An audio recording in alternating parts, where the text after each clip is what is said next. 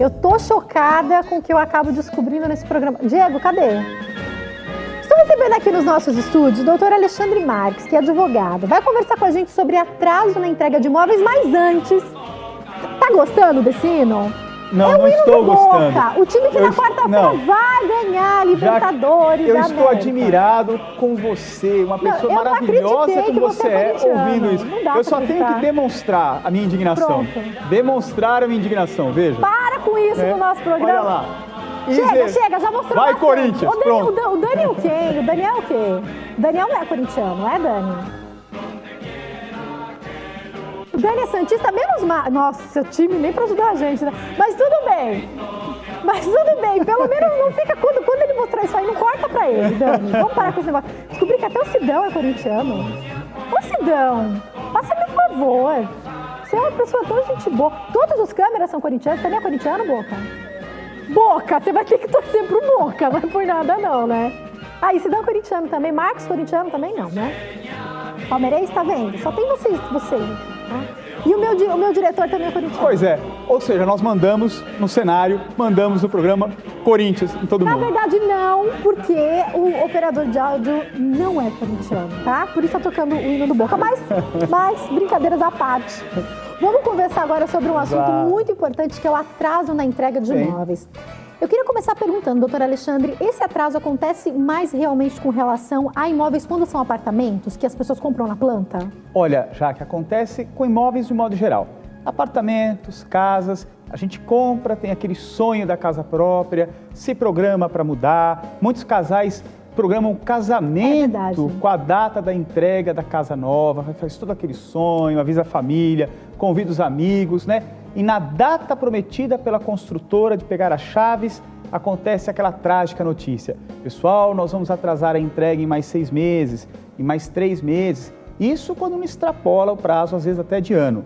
E aí o casal vai morar com a sogra, Vai morar com a sogra. Olha, é impensável uma coisa dessa. Né? Começam os problemas. Agora, a pergunta que eu gostaria de fazer primeiro agora, doutor Alexandre, é a seguinte. Isso está previsto por lei? Eles podem atrasar? Então, Jaque, o que acontece é o seguinte. A Lei de Incorporação Imobiliária, que é a Lei 4.591 de 64, ela prevê que a construtora, que o incorporador, possa atrasar a entrega da obra, do empreendimento, em até 180 dias. Isso está previsto em lei, tá? Mas existem algumas regras para isso. Não é que simplesmente o incorporador vai anexar essa data à data da entrega. Na verdade, ele tem que entregar naquela data que ele prometeu, que ele avançou. Mas os casos fortuitos, que a gente costuma dizer, podem levar a esse atraso realmente em 180 dias. Por exemplo, chuvas. Por incrível que pareça, Jaque, em algumas regiões do Brasil, chove demais. E isso atrapalha o andamento da obra, que é o ar livre, né? Outra coisa que atrasa bastante... Aí não é culpa, teoricamente, não é culpa de ninguém, da construtora, né? Outra coisa que atrapalha bastante, a mão de obra. Muitas vezes você tem uma dificuldade muito grande de conseguir mão de obra num determinado local, numa determinada região do país, mão de obra especializada. E aí a construtora tem um trabalho para poder trazer gente capacitada para trabalhar na obra. Então isso também leva muitas vezes a atraso. Quer outro exemplo? Dependendo da região do país, você tem uma dificuldade grande para chegar ao material de construção. Cimento, areia, aço, né? Mas, doutor Alexandre, a construtora já não tinha que contar com esses imprevistos? O que a gente tem a ver com isso? Tudo. A construtora realmente tinha que contar com isso, ela prevê isso, ela planeja isso, mas às vezes as coisas não saem como deveriam. E aí, quando não sai, obviamente que o adquirente do imóvel tem direito sim a uma indenização, tem direito a uma reparação. Quanto tempo poderia se atrasar pensando nesses imprevistos que saem do controle da construtora? 180 dias, é aquele prazo legal a mais que a construtora dá. Eu tenho feito muito lançamento de empreendimento no Brasil inteiro, em Manaus, em Minas, no Sul, aqui em São Paulo, no Rio, e o atraso já está sendo invariável em todas as regiões. No Brasil todo? No Brasil inteiro. É uma crise do sistema de habitação, de construção, que pegou o Brasil, digamos assim, de uma certa forma, de perna curta, porque não esperava esse boom imobiliário. E a gente ainda tem um represamento de mais de 100 mil unidades para construção, né? Então, realmente atrasa de vez em quando. Mas esse atraso é dentro dos 180 dias? Além dos 180 dias. Eu acabei de instalar... Além dos 180 dias. Eu acabei de instalar um condomínio em Londrina que estava 20 meses atrasados, além dos 180 dias. 20 meses atrasados. Tá, mas a pergunta que eu faço é, Quando, por exemplo, o casal que está se preparando para casar, estou dando esse exemplo, e vai preparar a mudança, por exemplo, vai preparar o casamento, então não é legal, por exemplo, eu já marcar para o mês em que eles me prometeram entregar o apartamento. É bom eu contar pelo menos com esses 180 dias? Pois é, se eu sou assim uma espécie de conselheiro desse casal, eu digo assim, pessoal, acompanhe a obra de perto, vá visitar o canteiro de obras, vá conversar com os responsáveis pela obra na construtora e se informe sobre o cronograma de entrega. Se a obra estiver andando dentro do cronograma como planejado, e eles estiverem prometendo entregar naquela data prevista em contrato, ainda assim, marque o seu casamento com uns 2 meses para frente. Agora, doutor Alexandre, isso aí para mim, assim, falando como leiga algumas vezes, pode ser uma pegadinha, porque eu já percebi pessoas, amigos e tal, que acompanharam. E daí foi tudo muito bem. Só que naquela hora que você acha que falta pouco para acabar, que é a hora do acabamento, é a hora que às vezes mais tempo demora. É verdade. A limpeza do imóvel demora bastante, a limpeza pós-obra demora bastante, o acabamento final da unidade, detalhes, aquela coisa de tirar o cimento do vidro, verificar se os caixilhos das janelas não estão emperrados com o resto de cimento, o resto de obra, os encanamentos dos imóveis, os ramais de encanamento, se na hora que a pessoa vai dar descarga, se não tem entulho de obra ali. Então, isso é uma das coisas que mais demora realmente na obra. Só que ainda assim dá para o consumidor, para o adquirente, que está comprando imóvel, acompanhar isso de perto com a construtora. Doutor, eu queria que você falasse para nós do tal do Habite-se, que eu já ouvi várias pessoas falarem. Tá só faltando o Habite-se para eu mudar. Explica para a gente sobre isso. Pois é, isso é bastante grave, isso é bastante importante. Porque alguns bancos só concedem o financiamento para a pessoa que está adquirindo o imóvel se o Habite-se estiver averbado na matrícula imobiliária do imóvel. Se o Habite-se estiver na documentação do apartamento final, para que ele possa levar essa documentação junto ao agente financeiro, qual ele vai financiar esse imóvel, e aí sim conseguir o financiamento que ele precisa. Então a construtora tem uma responsabilidade muito grande sobre isso. Quando é a Caixa Econômica Federal, a Caixa acompanha isso mais de perto, porque normalmente ela financia a maior parte das obras privadas ou desses projetos Minha Casa Minha Vida, que é de uma renda, o pessoal de uma renda até 6 salários mínimos, até 5 salários mínimos. Ela acompanha isso mais de perto. Mais de perto, porque como ela mesma financia a obra, ela exige... É interessante para ela. Exatamente, da construtora, ela tem uma exigência muito maior quanto à documentação, quanto à questão assim de legalidade da obra, das informações todas. Mas o Habite-se ele tem que estar finalizado, tem que ter a licença operacional do imóvel, tem que ter o AVCB, que é o Auto de Vistoria de Corpo de Bombeiros. Tudo isso tem que estar em ordem para que o agente financeiro autorize o financiamento. Agora, se eu decido comprar meu imóvel, doutor Alexandre, aproveitando até isso que o senhor acaba de colocar, é interessante, por exemplo, eu vou comprar o meu imóvel na planta, como a gente está falando. É interessante, por exemplo, se eu pesquisar na internet, ali mesmo, naquela ferramenta que nós temos no Google, eu consigo já observar se essa construtora, através de reclamações, é de fato séria ou não? Pois é, mas isso é um pouco relativo, já que eu vou te falar. Todas as construtoras, de modo geral, têm reclamações, ou no PROCON ou judiciais. E aí, vai um pouco de bom senso. Você não consegue imaginar uma empresa como, que eu não posso citar o nome das empresas, mas grandes construtoras que existem no mercado, que constroem milhares de unidades por ano. Sem nunca ter nenhum probleminha. Sem nunca ter nenhum probleminha. Até porque a questão do problema é um pouco subjetiva. O que pode ser para você um problema que você precise levar ao judiciário, talvez não fosse o caso para uma outra pessoa.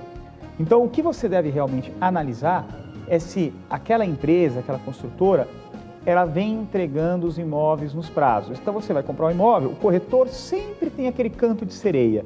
Ele encosta em você ali, você chega no estande de vendas, tem aquela maquete linda. É tudo muito bonito. Você vai com aquele coitado que é seu noivo, ou quer dizer, com aquele felizardo do seu noivo, a tiracolo, né? Na coleira. Um abraço, viu, doutor Vai levando Alexandre? ele pelo pescoço ali, vamos lá ver o apartamento, né? Aí chega lá, tem a maquete, né? E aí nessa hora, vocês já olham dentro da maquete, vocês se visualizam dentro da unidade ali. Principalmente ela, né? Se visualiza lá dentro. Exatamente. A mulher se visualiza lá dentro, mandando no marido deitadona no sofá, ele de pezão lá lavando louça, ela se visualiza lá dentro, ela na academia da área comum. Isso. E aí, nessa hora, o corretor encosta em você e fala assim, com aquele sorriso de Colgate nos lábios, né? Gostou? Lindo, não é? É seu, você pode comprar, né? Vamos fechar negócio agora. Vamos fechar negócio agora. Não, mas eu não tenho dinheiro. Não, calma, isso é detalhe, a gente chega lá. E aí, nessa hora, você tem que pegar desse corretor de imóveis, essa pessoa que está te atendendo, já na proposta de venda e compra que você está fazendo ali para comprar o imóvel, você já pega por escrito dele uma data prevista de entrega da obra, você já pega dele ali na hora uma previsão do que vai ser o valor da cota condominial, depois que esse condomínio estiver pronto.